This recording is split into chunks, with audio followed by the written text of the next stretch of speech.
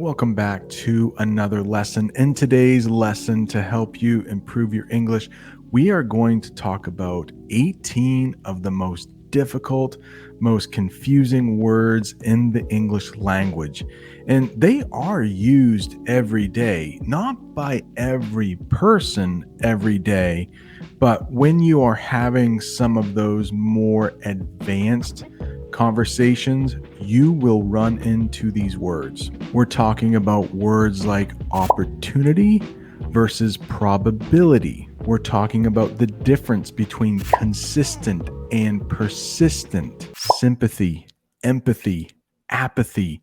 What are the differences? If you are an advanced English speaker, if you are studying for the IELTS or the TOEFL, this is the perfect lesson for you. If you are a beginner, check it out, but this might not be the right lesson for you. This is going to be challenging. This is going to be one of those lessons you may want to pause the video and think about what I say. You may want to step away from the video, come back to it a few minutes later, a few days later, because we are diving deep into the English language. We'll also do some shadowing to help you with that English pronunciation. If you've seen any of the videos I've done on shadowing before, the sentence will appear at the bottom.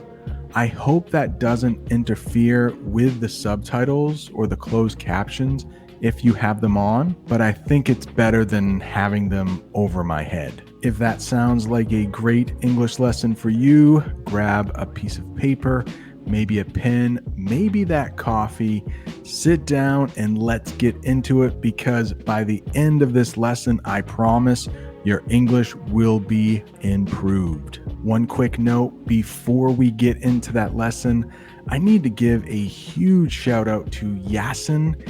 He left a comment. Let me slide over here. He left a comment on one of my videos a couple months ago, and this is what I am basing this lesson on. His comment. He left 18 words in that comment. He said they're confusing. I agree.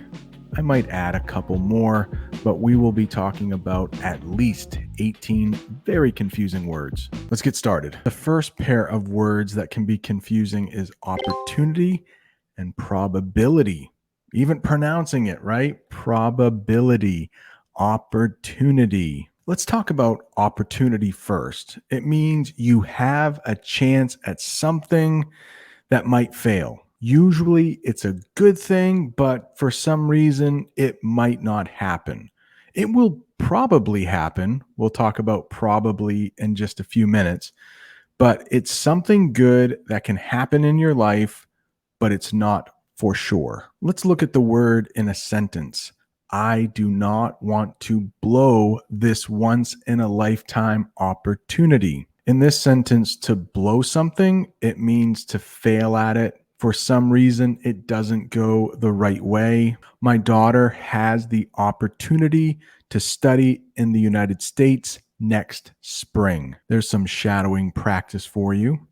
My daughter has the opportunity to study in the United States next spring. Maybe this young lady has really good grades. Her college says, why don't you study in the United States? It could be a great opportunity for you. At work, I have the opportunity for a promotion. If you notice in this sentence, there is a prepositional phrase before the subject. Therefore, I need to put a comma before the subject. I in this sentence is the subject. The prepositional phrase is at work. This prepositional phrase could come at the end of the sentence. You would not need a comma then. You could say, I have the opportunity for a promotion at work. The next one is probability. That means there is a chance that something could happen. It could be a high probability of something happening or a low probability of something happening. Let's look at a couple examples. There's a high probability for rain tomorrow. In other words, there is a good chance that it will rain tomorrow. Maybe you go to your boss at work. You want the day off tomorrow. Maybe it's going to be sunny. You have some plans to go to the beach. You may ask your boss, what's the probability of me getting the day off tomorrow? What are the chances I don't have to work? What's the probability you will understand everything in this English lesson today? I don't know. I hope there's a high probability, but if the probability is low, you can always watch it again. The next two words, probably and properly. Probably. There's a good chance something will happen. Right now, as I'm recording this lesson, it's summer where I live, and I will probably go to the beach again this summer. There's a good chance. I don't live too far from the beach. When you ask your boss for the day off, hopefully they will say, yeah, you can probably get the day off tomorrow. Probably. There's a good chance that that will happen. My daughter will probably study in the United States next year. So sometimes in English, you might hear a 50-50 chance of something happening. That means an equally good chance that it will happen with an equally bad chance.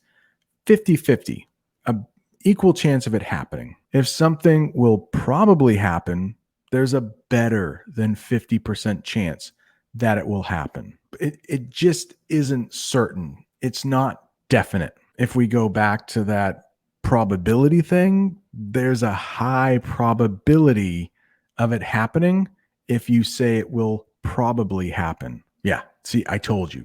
This is a tough lesson. Let's talk about properly. That means it's done well. Here's the sentence. If something is done properly, it is done well. I hope I'm teaching this lesson properly. Now, notice properly is an adverb.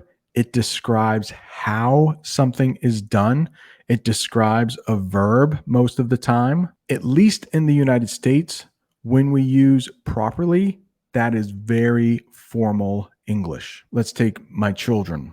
They each have rooms. I might ask them to clean their room. When they are done, if I wanted to be really formal, I hardly ever am really formal, I might say, have you cleaned your room properly?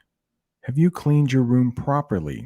I would probably just say, have you cleaned your room well? Probably. I would probably say that instead. You ready for the next one? It's a tough one. It's a really tough one that I think even native English speakers have a tough time with. But this is the difference between three words: sympathy, empathy, and apathy. They all have something to do with the way you feel towards something else. Let's take a look at sympathy. Sympathy. Sympathy is when you feel badly for someone. You can offer your sympathy. Let's say a very good friend of yours just lost a loved one. Maybe they lost their mother. Their mother has passed away. You can offer them sympathy. So, sympathy is when you are feeling bad for someone. Empathy is a little bit different. Empathy means you can feel what the other person feels. Empathy is when you understand the feelings of someone. You can feel empathetic towards someone. Empathy is the noun, empathetic is the adjective. It describes how you feel. Let's take homeless children. You know, it's a really sad thing. So you could definitely have sympathy for those homeless children. For sure, you could feel bad for them because they don't have a home. Now, let's think about the people who help out homeless children. You could have a lot of empathy for those people who work with those children. Let's take a look at that example sentence. I will read it and you can practice shadowing. I have a lot of empathy for those people who work with homeless children. So, of course, those children have really tough lives. You could have sympathy for them. You could even have empathy, but it might be a little difficult to know exactly how they are feeling if you've never been homeless yourself. But with someone who works with homeless children, you might be able to understand how they feel going home every night. They probably think about those children they work with a lot. So you could feel empathy for those people.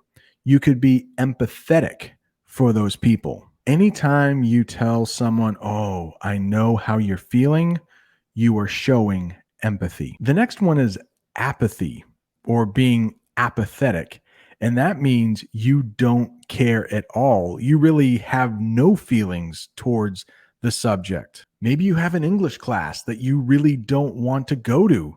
I hope you don't have that. Maybe you're watching this lesson and you think, "Oh, Brent, that guy, he's so much better than my other English teacher."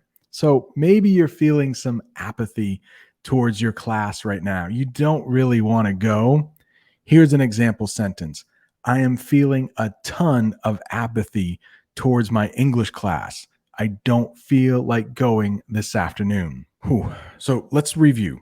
Sympathy is when you feel bad for someone.